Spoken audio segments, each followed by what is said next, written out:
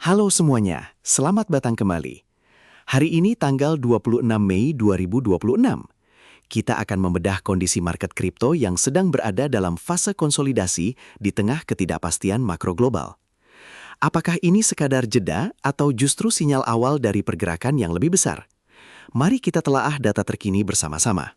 Penting untuk diingat bahwa seluruh pembahasan dalam video ini murni bertujuan untuk edukasi dan analisis.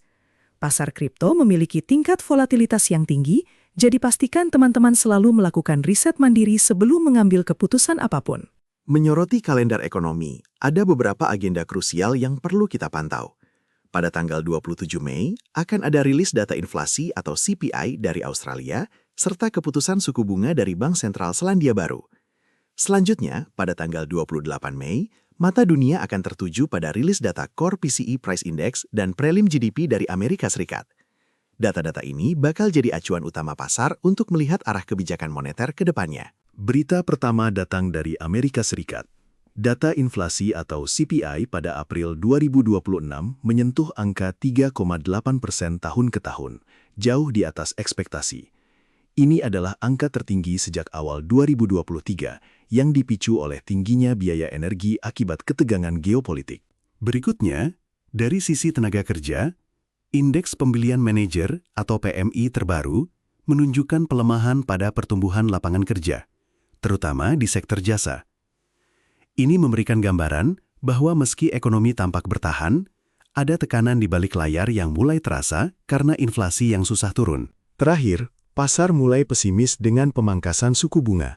Peluang Federal Reserve untuk menahan suku bunga pada level 3,5 hingga 3,75% tahun ini mencapai 98%. Narasi suku bunga tinggi yang lebih lama ini menjadi tantangan tersendiri bagi aset berisiko seperti kripto. Melihat indikator Fear and Greed Index, saat ini skor berada di angka 40, yang masuk dalam kategori netral. Ini menunjukkan bahwa pelaku pasar saat ini sedang dalam posisi menunggu atau wait and see di tengah kebimbangan arah tren harga jangka pendek.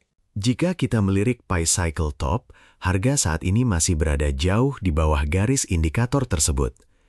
Indikator ini berfungsi layaknya lampu peringatan untuk fase puncak siklus. Dan untuk saat ini, lampu tersebut masih belum menyala, yang menandakan kita belum mencapai level ekstrim puncak siklus. Puel multiple kini berada di angka 0,19. Rasio ini membantu kita memahami profitabilitas para penambang Bitcoin. Berada di area ini menandakan kita tidak sedang berada di kondisi pasar yang terlalu panas, justru lebih kepada fase penyeimbangan kembali dalam siklus pasar. Dari total 30 indikator yang kita pantau, sebagian besar masih belum memberikan sinyal jual yang ekstrim. Dari indikator seperti MVRV hingga rasio dominasi Bitcoin, semuanya masih menunjukkan ruang gerak yang cukup luas. Ini menegaskan bahwa fase akumulasi atau konsolidasi memang masih dominan saat ini. Sekali lagi, seluruh data dan analisis yang disampaikan hanyalah untuk kebutuhan edukasi. Pasar kripto sangat dinamis. Keputusan investasi ada di tangan teman-teman masing-masing. Tetap disiplin dengan manajemen resiko, dan sampai jumpa di analisis berikutnya.